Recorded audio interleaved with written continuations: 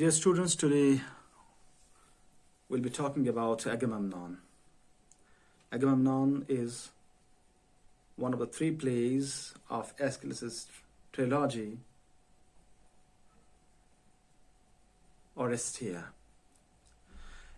At the city Dionysia of 458 BC, 2 years before his death, Aeschylus presented his dramatization of the myth of the house of Atreus, later known as Oresteia, that is the story of Orestes. Aeschylus' version takes the form of a connected trilogy that unfolds a chronological sequence with continuity of subject matter, imagery, characters, and storyline. Agamemnon tells of the title figure's return from conquering Troy and his murder, along with his Trojan concubine Cassandra, at the hands of his own wife, Clytemnestra, who seizes power with her lover, Aeschylus. Her exiled son, Orestes, returns to avenge his father's death, murdering Clytemnestra and Aeschylus with the help of Electra. And who is Electra? The daughter of Agamemnon,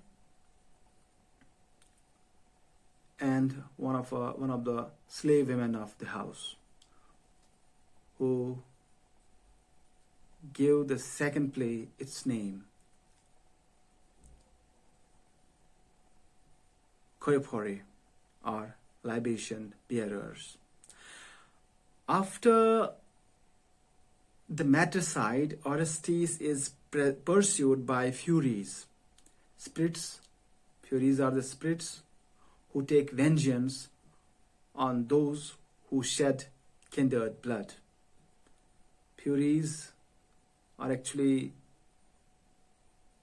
the wrath of his own mother, Clytemnestra, after her death. Okay, these Furies, they track him first to Delphi and then to Athens. There Athena, the goddess of Athens, establishes a court to try cases of homicide. And the goddess herself breaks the jury's deadlock by voting to free Orestes. And in this trial, Apollo takes side of Orestes in order to save him, because we are told that Orestes consents to perform homicide on the behest of God Apollo. She calms the Furies.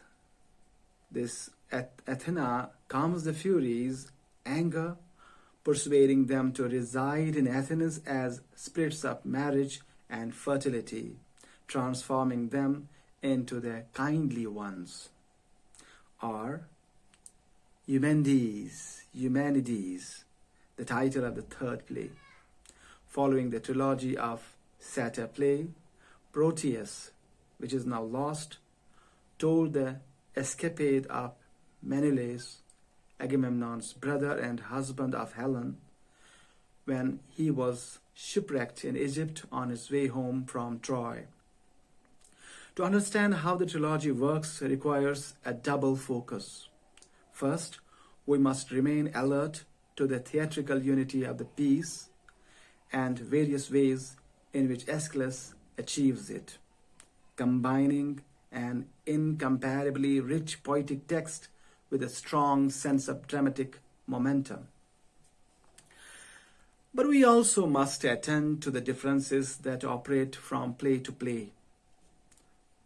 For the triadic structure means that each tragedy establishes its own relationship to the audience. With this double focus, we engage the moment-to-moment unfolding of events, even as we place them in the larger pattern of history and chronology that the trilogy compasses.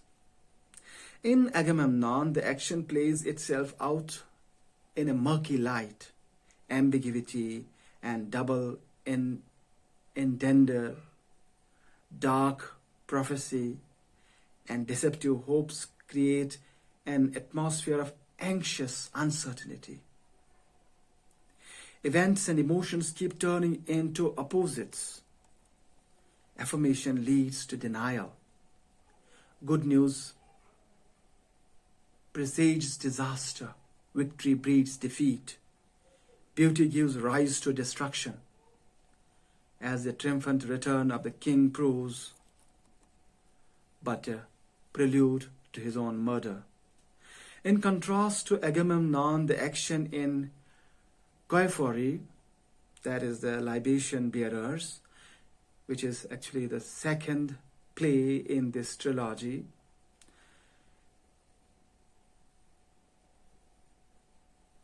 the action in this second play, Choephori, is tightly focused, unfolding with precision and clarity, almost claustrophobic in its effect.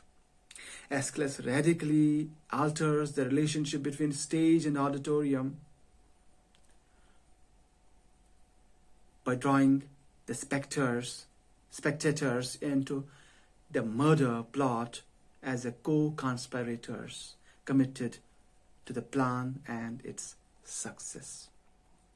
The audience's relationship to the dramatic events shifts again in the last play, Eumenides, where the mythical Oresteia moves out of his own story and into that of Athens, playing a crucial role in the foundation of Athenian civic, ritual, and legal customs. Here, the 5th century audience approximated the jurors and Oresteia's trial, arriving at a judgment and yet aware of how the case and the drama itself was subsumed in the virtual history of their own city. The trilogy works via a progressive movement towards the audience, from obscurity to clarity, from past to present, from monarchy to tyranny to democracy, from retributive to collective justice, from ancient Argos to near contemporary Athens. The theatrical embodiment of the process lies in the transformation of verbal imagery into dramatic action, and realization of the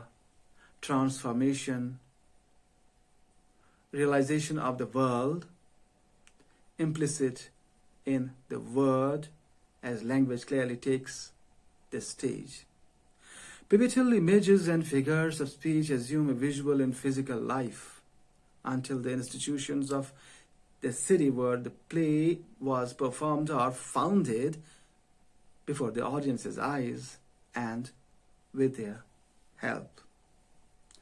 In the next video, I'll be talking about Agamemnon.